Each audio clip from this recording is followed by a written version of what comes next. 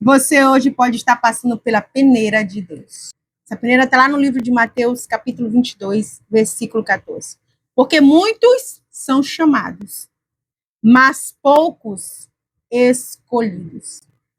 Muitos já estão sendo chamados para levar a palavra, para pregar a palavra, para compartilhar o evangelho, porque é uma missão, né, de cada um de nós. Nós temos essa ordenança, pregar o evangelho a toda criatura. Muitos estão pregando o evangelho apenas por conveniência. Muitos estão pregando o evangelho apenas para ganhar seguidores. Muitos estão falando de Deus apenas para ganhar destaque em redes sociais. Esses são os muitos que são chamados. Mas e os poucos que são escolhidos?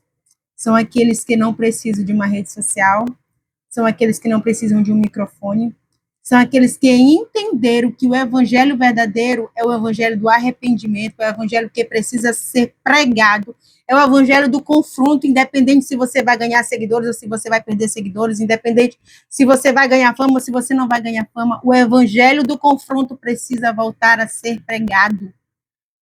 E tem muitos hoje que pregam o evangelho que não é o evangelho do arrependimento. E que estão levando pessoas junto com eles, sabe para onde? O inferno.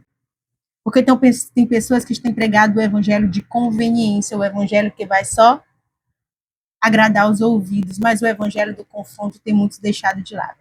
Tem pessoas que começaram a pregar um evangelho que traz que apenas amacia o ego das pessoas, mas esqueceram de pregar o evangelho, de pregar o evangelho que confronta as pessoas.